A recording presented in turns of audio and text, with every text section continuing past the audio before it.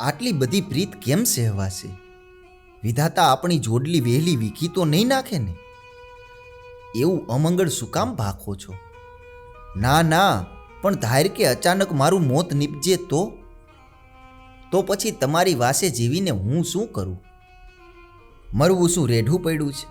આ ભરપૂર જોબન, આ છલકતા રૂપ, આ સંસારની મીઠાશ એમ તજવા દોયલા છે હો. એ તો મોયે વાતો થાય. હશે પુરુષ જાતને મન પ્રાણ કાઢી આપવા વહમાં હશે. પોતાની પરણેતરની વાહે કોઈ પુરુષે દેહ પાડ્યો સાંભળ્યો નથી. નારીની જાત તો અનાદિ કાળથી ચિતા ઉપર ચડતી જ આવી છે આયર. કાઠિયાવાડના દેવગામ નામના નાના ગામડામાં એક આયર રહેતો, નામ ધમડો. એને એકનો એક જુવાન દીકરો હતો. દીકરાનું નામ નાગ. નાગને પરણે હજુ 4-5 મહિના થયેલા. રંભા જેવી નાર ઘરમાં આવેલી. ઉપરની વાતો કરનારા ધણી ધણિયાણી તે આ જુવાન આયર નાગ અને એની પરણેતર છે. અધરાતે સુવાના ઓરડામાં ઢોલિયા પર બેઠા બેઠા ચાતકની જોડલી સમા આ અભણ સ્ત્રી પુરુષ પોતપોતાની પ્રીતિનું વર્ણન કરી રહ્યા હતા. ઝાંખો ઝાંખો દીવો બળે છે. વાતોમાં અને વાતોમાં દીવાની વાટને ફૂલ ચડી ગયેલ છે. નાગને મનમાં થાતું કે ઓહો, શું આ સ્ત્રીનું મારા ઉપર હેત! મારી પાછળ આ બિચારી ઝૂરી ઝૂરીને મરે હો. રોજ રાતે આવી આવી વાતો થાય. સ્ત્રી પણ પોતાના પુરુષને તાવી જુએ કે હે આયર, હું મરું તો તમે શું કરો? ગળગળો થઈને નાગ કહેતો કે મારા સમ એવું તું બોલમાં. ના ના, પણ આમ જુઓ, આ મારા માથાની લટ ઉડી ઉડીને માથા પર આવે છે.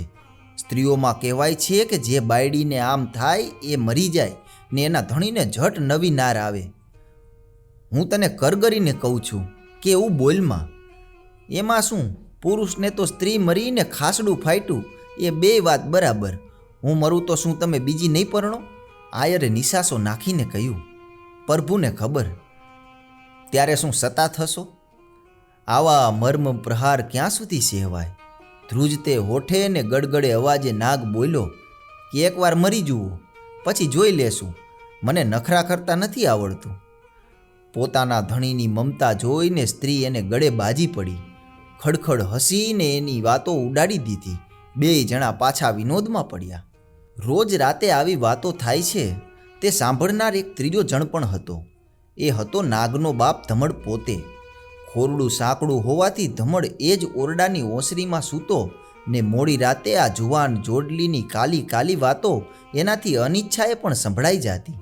સાંભળીને મનમાં અને મનમાં હસતો. એના અંતરમાં થતું કે જોને, આ જુવાનિયા તાજી તાજી પ્રીતમાં ગાંડા તૂર બનીને પ્રાણ કાઢવાની વાતો કરે છે. એક દિવસ પરીક્ષા તો લઉં. રોજ સવારે વહેલો ઉઠીને નાગ સાતી જોડીને ખેતરે જાય. તે ઠેઠ સાંજે ઝાલર ટાણે પાછો વળે. બપોરનું ભાત માથે મેલીને આયરાણી પોતે રોજ વાડીએ જાય. સાંજ પડે ત્યાં તો જેમ વાછરું પોતાની માની વાટ જોઈ રહે તેમ આયરાણી ઓસરીએ ઊભી ઊભી મીટ માંડીને સાતીની ખડખડાટની વાટ જુએ. એક દિવસ નાગ તો વાડીએ ગયેલો. સાતી હાંકતા હાંકતા જુવાન આયર પ્રીતિના દુહા ગાય છે અને માથે ઝાડની ઘટામાં કોયલ ટવકે છે. મંડાણની ગરેડી જાણે કોઈ સજણને બોલાવતી હોય એવી ચીસો પાડે છે અને ધોરિયામાં ચાલ્યું જાતું પાણી કોણ જાણે ક્યાં આઘે આઘે વસનારા પરદેશીને ભેટવા દોડતું જાતું હોય એવું દેખાય છે. જોઈ જોઈને આયર કોસ હાંકતો હાંકતો મીઠી હલકે છકડિયા દુહા ઉપાડે છે કે સજણ હેડા કીજીએ, જેડી વાડી હુંદી વેલ, મરે પણ મેલે નહીં જેને બાળપણાની બેલ. બાળપણાની બેલ તે લાગે ગુગડી, સોજા સજણ ને ઉત્તરની વીજળી. ઘડતડિયા જીવને થઈ મેં ઘેલ, સજણ એડા કીજીએ, જેડી વાડી હુંદી વેલ. વેણે વેણે વાડી પડઘા પૂરે છે. મોરલાઈ સામા ચંદ્રાવાળા ગાતા હોય તેવા ડોકના 3-3 કટકા કરી ગડકે છે અને વળી પાછો નાગ કોસ ખેંચતો લલકારે છે કે સજણ એડા કીજીએ, જેડી લટિયડ કેડ, દૂધમાં સાકર ભેડીએ તે કેવોક લીએ મેળ. કેવોક લીએ મેળ તે સડી ભરીને ચાખીએ, વાલું સજણ હોય તેને પાડોશમાં રાખીએ. ચંપે ને મરવે વીટાણી નાગર વેલ, ચૂડકે સજણ એડા કીજીએ, જેડી લટિયડ કેડ. એમ ગાતા ગાતા બપોર થયા. હમણાં સજણ ભાત લઈને આવશે, હાયલું આવતું હશે, પોતાના સૂર સાંભળતું હશે એમ ઉલ્લાસમાં આવીને ત્રીજો ચંદ્રાવડો ગાય છે કે સજણાને એમ રાખીએ જેમ સાયર રાખે વાણ, માલમી આવે મલપતા શર્મા કરે શાન. શર્મા કરે શાન તે ભારી, નનકડા શેણને ન રાખીએ મારી. સમદર જળ સરખા ભર્યા, નાવે સાયરમાં તાણ, સજણાને એમ રાખીએ જેમ સાયર રાખે વાણ. મધ્યાહ્ન થયો. ગામના માર્ગ ઉપર મોટી બે આંખો માંડીને આયર જુએ છે કે ક્યાંય ઓલી ભાતવાળી આવે છે. આજ કાંઈ એની પવનમાં ફરકતી રાતી કામડી કઢાતી નથી. ત્યાં તો નાગનો બાપ ધમડ આવી પહોંચ્યો. નાગે નજર કરી તો બાપુના મોં ઉપર શ્યામ વાદળી દેખી. કા બાપુ, અટાણે કેમ? આંખો લૂછતો ધમડ બોલ્યો, ભાઈ ગજબ થયો, વહુને તો એરું આભળો. દીકરી મારી, જોત જોતામાં તો એના પ્રાણ નીકળી ગયા. તને બોલાવવાનું ટાણું ન રહ્યું.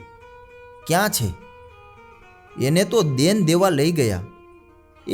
એમ એટલું છેટું પડી ગયું? આટલું બોલતા તો નાગે પોતાની પડખે પડેલું દાતરડું ઉપાડીને પેટમાં ઉતારી દીધું. હા હા હા કરતો બાપ જ્યાં હાથ જાલવા જાય ત્યાં તો દીકરાનો લોહી લુહાણ દેહ ધરતી પર ઢળી પડ્યો. બરાબર કાળજામાં ઘાવ આવેલો એટલે જીવવાની આશા નહોતી. નાગે દેહ છોડ્યો. બાપ ચોધાર આંસુએ રોયો અને પેલી આયરાણીએ રોયું કૂટ્યું. પોતાના ભરથારની ચિતાના ભડકા આઘે ઊભા ઊભા જોયા અને ઝૂરવા લાગી. 14મે દિવસે તો એને પિયરથી ગાડું તેડવા આવ્યું. બાઈ ચડીને ચાલી નીકળી પાદર. પોતાના ભરથારની તાજી ચિતા જોઈને 2-4 આંસુ પાડ્યા, પણ મનની વેદનાને ભૂંસાતા સી વાર લાગી. 12 મહિના વીત્યા ત્યાં તો સજણના હૈયામાંથી નાગના સંભારણા નીકળી ગયા. જોબ નામીને એના કાનમાં કહેવા લાગ્યું કે હવે સી વાર છે? કશી વાર નહોતી. બીજા કોઈ એક ગામના આયર સાથે એના ભાઈઓએ એને નાતરે દીધી. એને તેડવા નવે સાસરીએથી મહેમાનો આવ્યા. ઘૂઘરિયાળી વેલડીમાં બેસીને આયર જુવાનડી પાછી કંકુને ચાંદલે નવે ઘેર જવા નીકળી. સાંજનું ટાણું થયું. વેલડી રસ્તામાં દેવ ગામને પાદર ઊભી રહી. તેડવા આવનારમાંથી 2-4 જુવાનો ગામમાં નાસ્તો લેવા નીકળી પડ્યા, પણ ચોરા આગળ તે રાતે ભવાઈ રમાતી હતી. જુવાનો ભવાઈ જોવામાં નાસ્તાની વાત ભૂલી ગયા અને ઘણો સમય ચાલ્યો ગયો. અંતે અકળાઈ આયર જુવાનડીએ વેલડીના માફામાંથી બહાર ડોક્યું કર્યું. નજર કરે ત્યાં સામે એક કોણ ઊભેલો. એક તાજો પાડ્યો, રુધિર જેવા તાજા સિંદૂરમાં રંગાયેલો અબોલ પથ્થરનો એક પાડ્યો. કંકુના ચાંદલાવાળી જોબનવંતીને સાંભળ્યું એ પહેલી વારનું પરણેતર. માયરામાં બેઠેલો વિશાળ છાતીવાળો એ જુવાન, જેની તાજી ફૂટતી મૂછો એ જોબનવંતીએ પાંખા પાંખા પાનેતરમાંથી નિરખેલી. એને સાંભળી આવી પહેલી વહેલી રાત અને બીજી એવી ઘણીએ અજવાળી રાત્રિઓ, અને સાંભળ્યા એ માજમ રાતના પહોર અને એકબીજાની ચિતા ઉપર ચડવાના અધરાતે આપેલા કોલ, અને અંતે સાંભળ્યું એ કાળજામાં ખૂંટેલું દાતરડું. આશાભેર નવે સાસરીએ જનારી આયરાણીના મોંમાંથી એક ઊંડો નિસાસો નીકળી ગયો.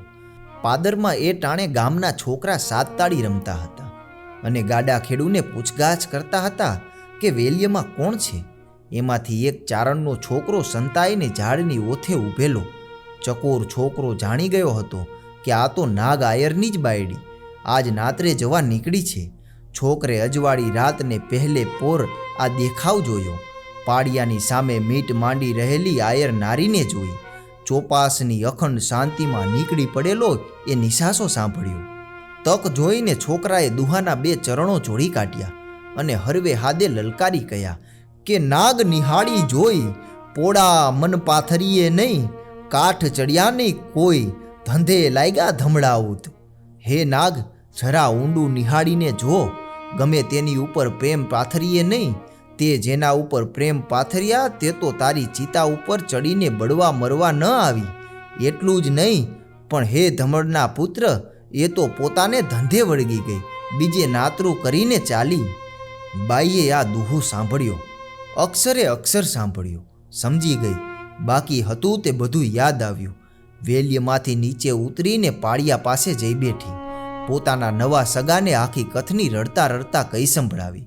ને પ્રીતમના પાળિયાની સમક્ષ ચિતા ખડકાવી એ જ શણગાર સોતી ને કપાળમાં એ જ મંગળ ચાંદડા સોતી આયરાણી ચિતા ઉપર ચડી ગઈ.